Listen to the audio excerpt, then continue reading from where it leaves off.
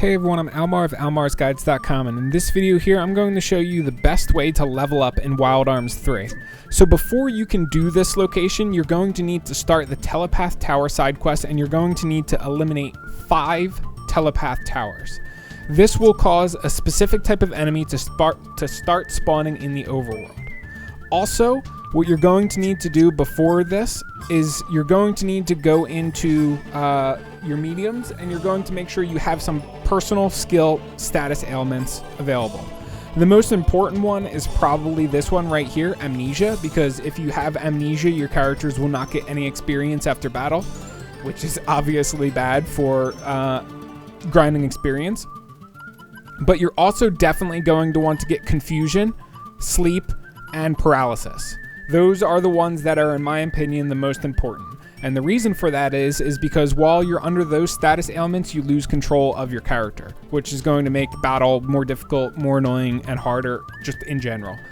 But I'd also recommend, honestly, Poison's easy to get, Misery is easy to get, and all of these are going to be status ailments that are cast on you while we do this method. You want them on every single one of your characters. If you're having trouble getting enough of the items that grant these status ailments, I would recommend you look at the Wild Arms 3 walkthroughs on Game FAQs and Control F to search for the items that you want. So like, for example, the Amnesia. Amnesia is given to you by a memo pen, which is an item you can get from a few different enemies. One of them, I'm forgetting the name of the dungeon right now. There's a dungeon called Lunatic Garden. There you go. There's enemies in there that you can steal the memo pen from. There's also enemies outside of, I think, Westwood, this town right here, that will drop the memo pen. Additionally, you can sell certain of those items to the black market and then buy them back for a ton of money. He'll sell like an infinite stock after you sell them to him. But anyway, once you have all of that taken care of, that's all of the like pre-requirements to do this. You're going to want to go to the Baskar colony, which is the first town of the game once you get your entire party, and you're going to want to run around until you get a white exclamation point like I just had there. All green exclamation points are going to be low-level enemies. White exclamation points are going to be high-level enemies. So once you get one of those white exclamation points like that, you're not going to want to cancel the battle. And you're going to want to do more or less what I'm doing here. So there's going to be, I'm going to let my characters auto battle because it's easier to talk while this is happening. I'm not going to try to get max experience for this battle since I'm only fighting one enemy. See that move that he just used, the Arcade, whatever the frick it's called?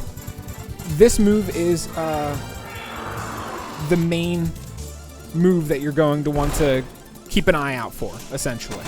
And the reason for this is because it inflicts a lot of status ailments to you.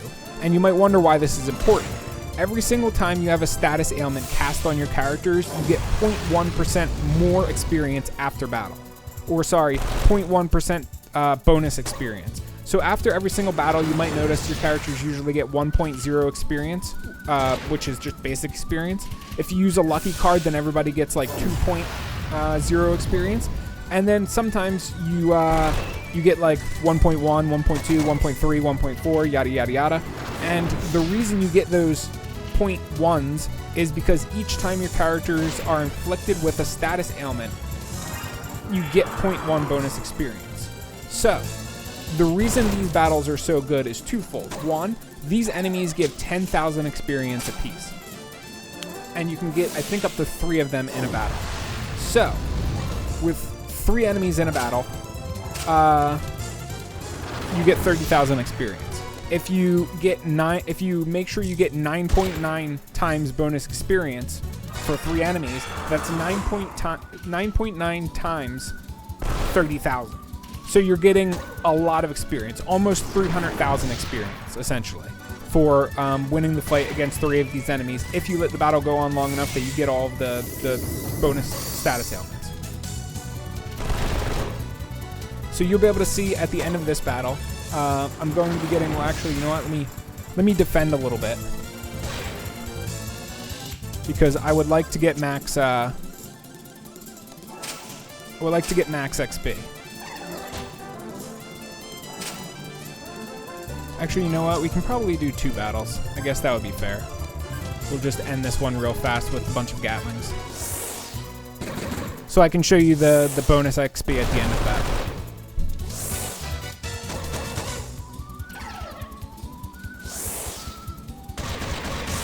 There you go. Now you notice all of my characters, Virginia got 2.8, Clive 3.7.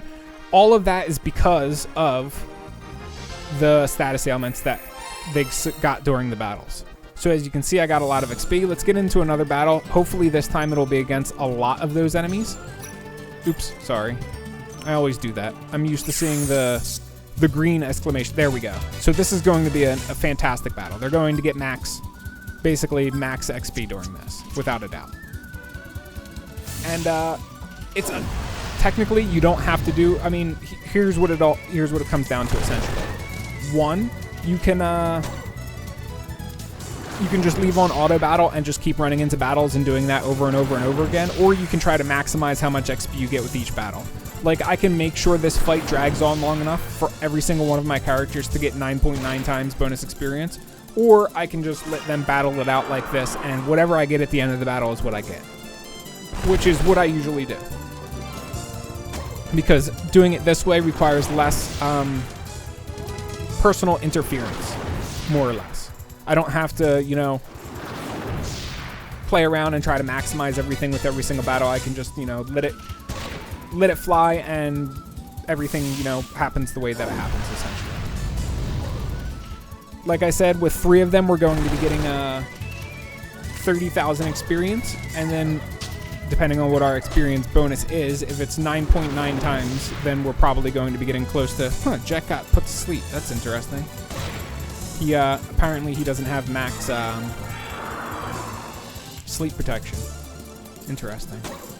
Could have sworn he did. Could have sworn they all have this. But anyway, like I said at the start of this video, the most important status ailment that you want to avoid is amnesia, because when you have amnesia on you, you're not going to get any experience for the battle, which is obviously very, very bad if you're trying to do this. Also, one thing that's worth mentioning that I didn't talk about at the start of this video is you do not want to complete the Telepath Tower side quest. If you do, then these enemies will only spawn in a certain part of the world, and it makes this method a little bit harder. You'll notice that, like I said at the start of the video, I'm doing this outside of Bhaskar Colony, and that is, there's a very, very specific reason for that. And the reason, like I said at the start of the video, is every single enemy encounter you get into outside of Bhaskar Colony is going to be a green exclamation point, which lets you know that the enemies are very, very, very low level. So anytime you see a white exclamation point, you immediately know that it is these enemies, which is good because it saves you a lot of time as far as battles go. If you complete the Telepath Tower side quest, then what you're going to have to do is hunt these enemies outside of Sunset Peak, which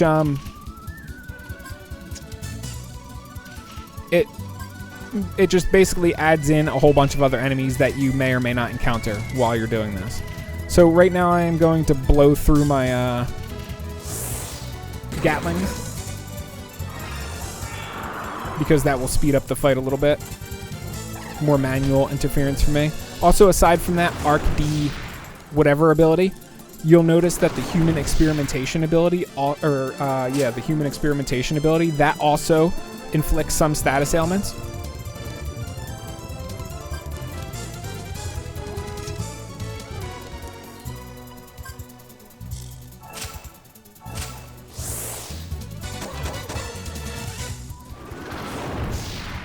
Apparently direct voice does too, although I'm not entirely sure which one it inflicts. I would say the 2 least important status ailments are disease and poison. Both of them, really, you can easily survive them. It's not the end of the world. Also, one thing that's worth keeping in mind is you can speed up these fights significantly by using carrots, if you would like. But like I said at the start, you really do want to let these battles go on long enough so that way you can at least get 9.9 times bonus experience. That's usually what I end up doing. When there's 3 enemies like this that you're fighting, you're almost guaranteed to get 9.9 times, because I mean, look how much they're using this ability. And every single time it's like 6 or 7. So 0.7 or 0.6 bonus experience for every single character. Which is a lot. So let's see. Full carrot. We should be pretty close to... we should be pretty close to basically being done. I would assume we're probably at like 7 or 8 times bonus experience right now. So my goal is going to be, that way this video doesn't drag on forever, is to just take out these enemies. Also, one thing that is worth mentioning. Actually, you know what?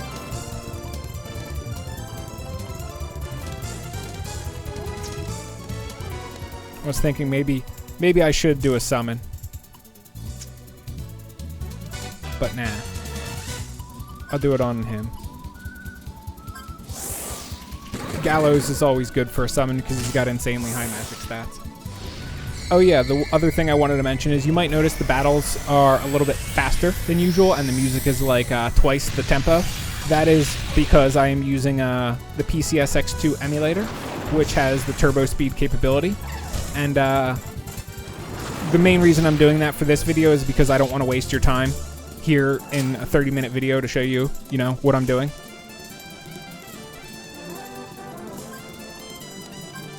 Actually, you know what, Clive? Let's do Gatlin on you because your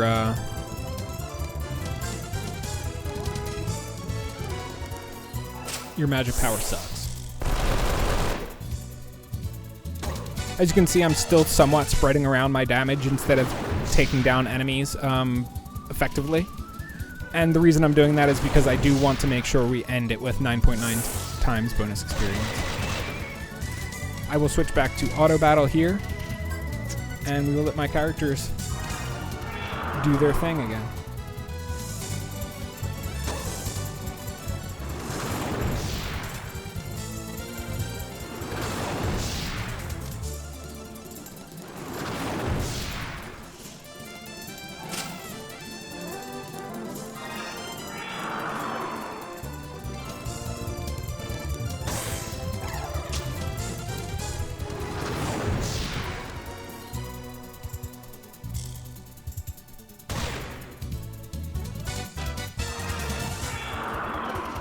Probably put Virginia to all-out attack because otherwise she'll just do medicine every single turn. Doesn't really matter though, I guess. It just does slow it down a teeny weensy bit. I think there's 2 of them left and not 3. So we might have killed one.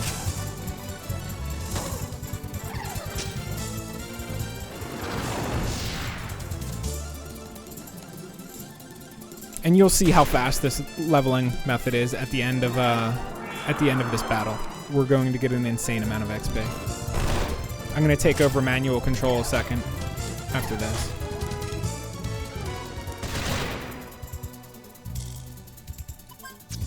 Let's see, Virginia, let's do Mystic. We're going to do a full carrot again because we're going to do our best to blow these enemies up. Max FP. Bam. If you need your own full carrots, holy roots, or heal berries, I very, very strongly recommend you do the Secret Garden questline. It'll allow you to grow all of these items in basically an infinite amount, which is obviously insanely good. So we are going to hit these guys with a bunch of summons because it'll hit both of them.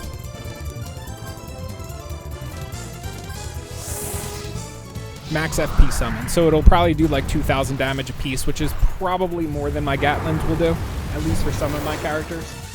That was 3,000, so that's way more than my Gatlin would do for Virginia. Jet, he's probably not going to do too much. Yeah, he did like 1,000 for both, so it would have been better to use Jet's Gatlin for sure. He has a pretty darn good arm. This is going to be a ton of damage. And then Clive's is probably going to be low damage too. That would be my guess.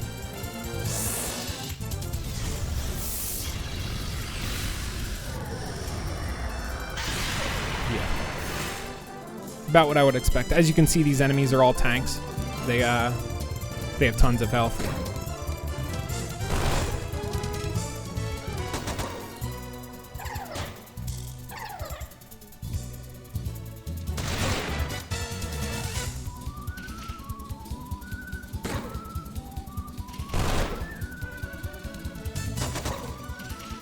Might do another Mystic full carrot on Virginia. That way we can end it and not drag out the video, you know, insanely long. It has been 15 minutes, which is about as long as I wanted it to be. Mystic full carrot.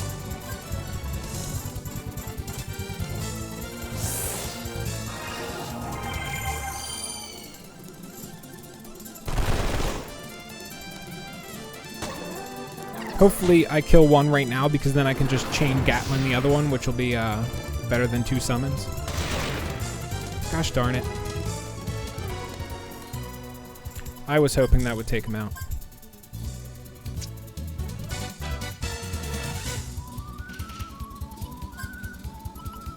Okay, so this should kill one of them, at least. And then Jet and Clive doing a Gatlin on the other one should eliminate it, but I'm not entirely sure. There we go. This actually might kill the other one, because that was like 5,000 damage for that last summon, and this one should do like 3,000 at minimum.